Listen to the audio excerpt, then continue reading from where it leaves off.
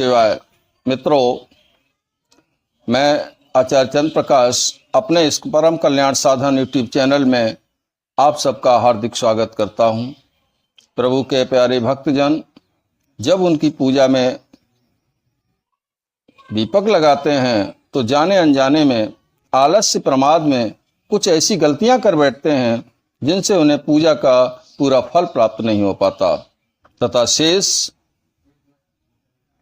एक दोष और लग जाता है जिससे उन्हें अनुभव होना भी बंद हो जाते हैं। घर में रोग, गरीबी, कलह बढ़ने लगते हैं, अनावश्यक खर्चे भी बढ़ जाते हैं। पूजा के दोष के कारण अपमानजनक परिस्थितियों का सामना भी करना पड़ सकता है।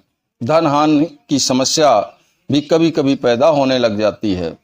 साधक वृंद सोचने लगते हैं कि पूजा करने के बाद में भी ये स्थितियां क्यों पैदा हो रही हैं। तो मैं इस वीडियो के माध्यम से इसके एक पक्ष, पूजा दीपक प्रज्वलित करते समय होने वाली गलतियों के बारे में बताऊंगा, ताकि यदि आप भी ऐसा करते हो तो उसमें सुधार कर लें, ताकि भविष्य में होने वाले दोषों से बच सकें और अपनी पूजा का पूरा लाभ भी प्राप्त कर सकें। चाहे आपके इष्ट देव कोई भी हों, यदि आप उनके आगे दीपक लगाते हो तो इन बातों का ध्यान आपको अवश्य रखना चाहिए। बताने से पहले मेरा आपसे निवेदन है कि यदि आप चैनल पर पहली बार विजिट कर रहे हो तो चैनल को सब्सक्राइब कर लें, बेल आइकन को दबाकर उसे ऑल पर सेट कर लें, ताकि आने वाली हर वीडियो का नोटिफिकेशन आपको सबसे पहले प्राप्त हो सके। मित्रों, हमारे हिंदू धर्म में भगवान की पूजा उपासना में दीपक लगाने का विधान है, जिसका वैज्ञानिक और धार्मिक दोनों दृष्टिकोणों से बड़ा ही महत्व है और हर सनातन धर्मी व्यक्ति इसका पालन करते हुए अपने इष्ट देव के सामने दीपक लगाते हैं। जिन्हें सामर्थ्य है वो घी का दीपक लगाते हैं और जिन्हें सामर्थ्य नहीं है वो तेल का दीपक लगाते हैं, पर लगाते जरूर हैं।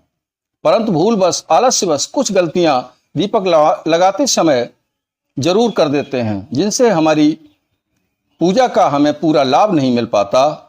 तो आज हम उन गलतियों को बताएंगे जिन्हें अब हमें नहीं करना है। सबसे पहली बात, जब हम दीपक जलाते हैं तो उसमें पहले से जली बत्ती नहीं होनी चाहिए, परंतु हम लोग क्या हैं, आलस्य प्रमाद बस जल्दी में उसी दीपक में दोबारा बत्ती लगा देते हैं। ठीक है, इससे हमें मिलने वाला पूजा फल समाप्त हो जाता है। हमें चाहिए कि उस बत्ती को पहले हटाएं, दीपक साफ करें, फिर नई बत्ती डालें और तब प्रज्वलित करें। दीपक की हमें रोज सफाई करनी चाहिए, क्योंकि सफाई तो सभी को पसंद होती है। फिर वह तो देव शक्तियां हैं जो अत्यंत ही स्वच्छता पसंद होती हैं। तो हमें उनके आगे जब भी दीपक लगाएं तो दीपक को साफ सुथरा करके ही जलाएं। एक बात हुई, दीपक चाहे कैसा भी हो, चाहे मिट्टी का हो, चाहे धातु का हो, किसी का भी हो, दीपक को साफ करना बहुत जरूरी है। दूसरी बात इसी से संबंधित जुड़ी हुई है कि जब हम पूजा करने सुबह जाते हैं अपने मंदिर में तो बगैर सफाई किए हुए ही बैठ जाते हैं और पूजा शुरू कर देते हैं। हमें ऐसा भी नहीं करना चाहिए। पहले मंदिर को साफ करें, मंदिर के में पूजा में प्रयोग होने वाले उपकरणों को साफ कर लें, दीपक इत्यादि को साफ कर लें और उसके बाद ही अपनी पूजा शुरू करें। दूसरी बात यह है कि अपने पूजा के दीपक को बार बार हमें बदलना नहीं चाहिए, क्योंकि लंबे समय तक जब एक ही दीपक का प्रयोग होता है तो फिर उसमें सिद्धता आ जाती है। वो दीपक सिद्ध होने लगता है, उसमें जो भी घृत या तेल डाला जाता है वो भी तेल या घी सिद्ध हो जाता है और बड़ी बड़ी परेशानियों को दूर करने में वो सक्षम होता है। वो घी या तेल जब भी हम प्रयोग करेंगे तो बड़ी से बड़ी प्रेत बाधा हो, बड़ी से बड़ी असाध्य बीमारी हो, उसमें वे भी वह जादू जैसा काम करता है। कहीं भी शरीर में किसी भी अंग में पीड़ा हो रही हो, उसको लगाइए, थोड़ी मालिश कीजिए और आपकी पीड़ा रफू चक्कर हो जाएगी। तो यह फायदा है हमारे भौतिक दृष्टिकोण से जो हमें मिलता है। आध्यात्मिक दृष्टिकोण से जो ऊर्जा उसमें समन्वित हो चुकी है, जिस ऊर्जा के द्वारा वो शक्तिकृत हो चुका है, उसका लाभ हमें सदैव मिलता रहता है। इसलिए अपने पूजा के दीपक को बार बार नहीं बदलना चाहिए। अगली बात यह है कि खंडित दीपक या गंदा सा लगने वाला दीपक ना जलाएं, भगवान के आगे उसको ना लगाएं, क्योंकि खंडित किसी भी वस्तु से भगवान की पूजा नहीं की जाती है। ठीक है? अच्छा, क्योंकि ऐसा करने से हमें हमारी पूजा का पूरा फल प्राप्त नहीं होता। हमें कभी भी दीपक से दीपक नहीं जलाना चाहिए, प्रज्वलित नहीं करना चाहिए। यह बहुत ही अशुभ होता है। कई बार हम ऐसा ही करते हैं, दीपक से ही दीपक जला लेते हैं, जो कि हमें नहीं करना है। पूजा के अलावा भी घर में जो प्रकाश के लिए हम दीपक जलाते हैं, तो कई कमरे हैं तो हमें कई दीपक जलाने की आवश्यकता पड़ जाती है, तो दीपक से दीपक कभी ना जलाएं। इससे घर में कर्जा बढ़ने की संभावना हो जाती है। और भी कई अनेक दोष लगते हैं जिनका शास्त्रों में विशद वर्णन किया गया है।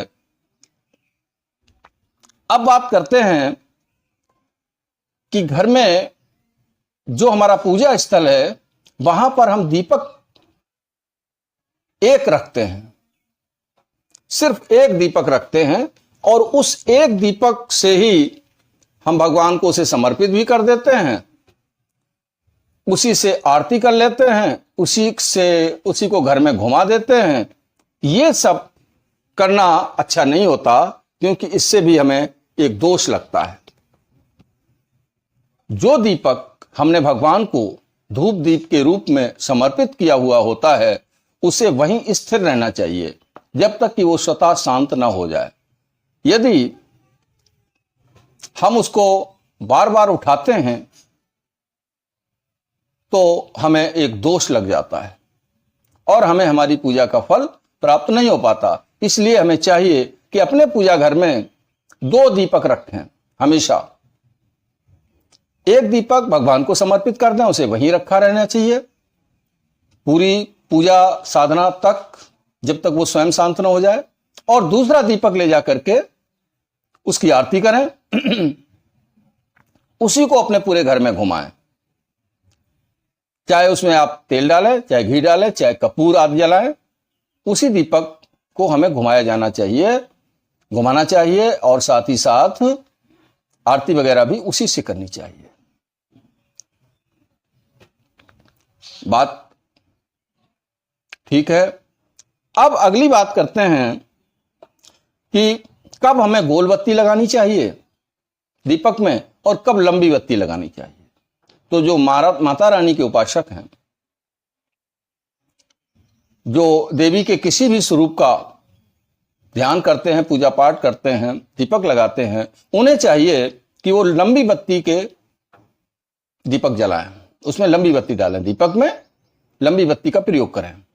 गोल बत्ती का प्रयोग पुरुष वर्ग के देवताओं के लिए किया जाता है, करना चाहिए। शास्त्रों के अनुसार ऐसा करने से हमें लाभ मिलता है। और यदि हम उल्टा सीधा करते हैं, जहां गोल लगाना है वहां लंबी लगा दी, जहां लंबी लगाना है वहां गोल लगा दी, तो इसमें हमें दोष मिलता है, दोष लगता है और हमारी पूजा का फल भी हमें पूरा प्राप्त नहीं हो पाता।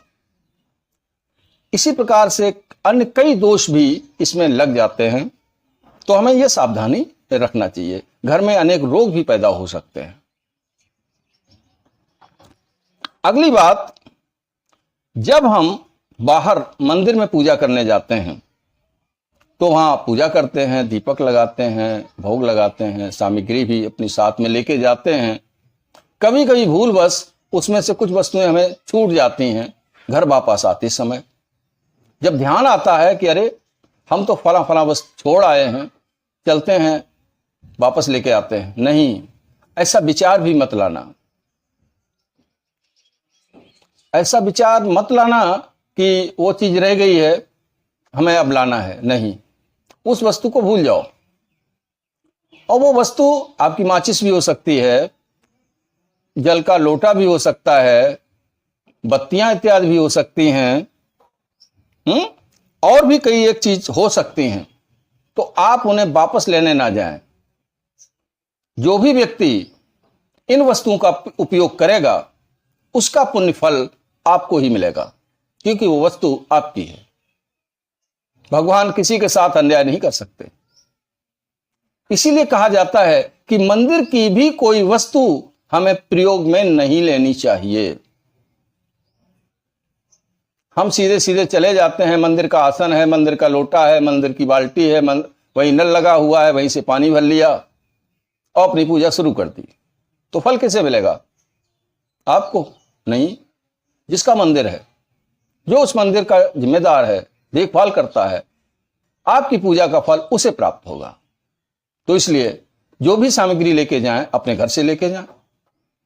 गलतीवश भूलवश छूट गई है तो छूट जाने दें, बहुत बड़ा नुकसान नहीं होगा, बल्कि उसके बदले में आपको इतना पुण्य फल प्राप्त होगा कि आप उसकी कल्पना भी नहीं कर पाएंगे। अगली बात यह आती है कि दीपक को कभी भी जब हम प्रज्वलित करते हैं तो जमीन पर सीधे रख देते हैं, नहीं रखना चाहिए ऐसा। क्या करना है? थोड़े चावल बिखेर दें, कुछ फूल आदि बिखेर दें और उसके ऊपर दीपक को रखें। यह अशुभ माना जाता है नंगी जमीन पे दीपक को प्रज्वलित करना।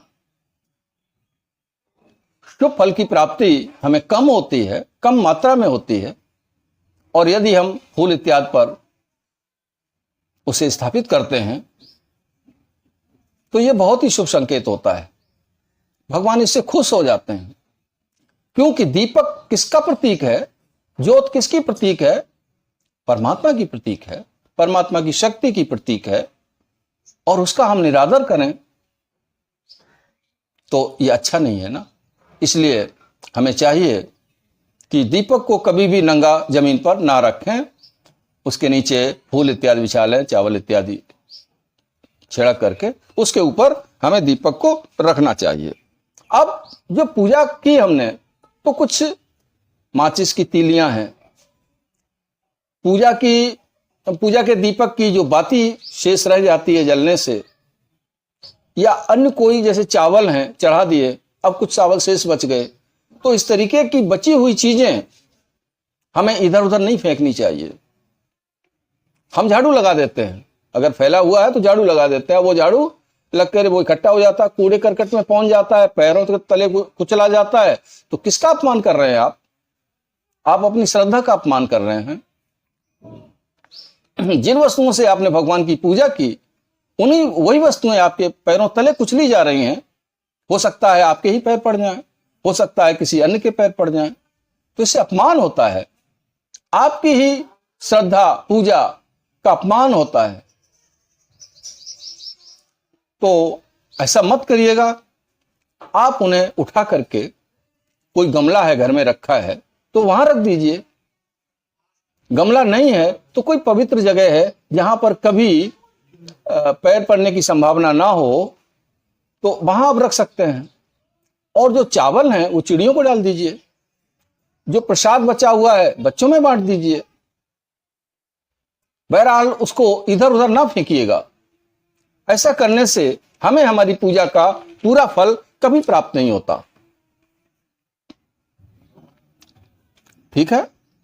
तो कुछ ऐसे छोटे छोटे सामान्य नियम हैं जो हमें अपनाते हैं यदि हम, तो हमें उसका बहुत अच्छा परिणाम मिलता है, सुखद परिणाम प्राप्त होता है। इसके विपरीत यदि हम ऐसी गलतियां करते रहते हैं और पूजा भी करते रहते हैं तो उस पूजा का भी पूरा फल हमें प्राप्त नहीं होता है।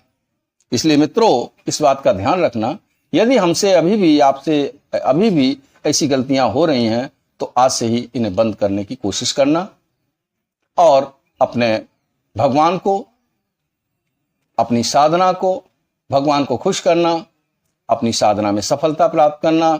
भगवान शिव से मेरी ऐसी ही प्रार्थना है कि वो आपकी बुद्धि को इतना सतर्क रखें कि ऐसी गलतियां अब आपसे दोबारा ना हो और आपके द्वारा की गई पूजा का फल भी आपको पूरा का पूरा प्रदान करें।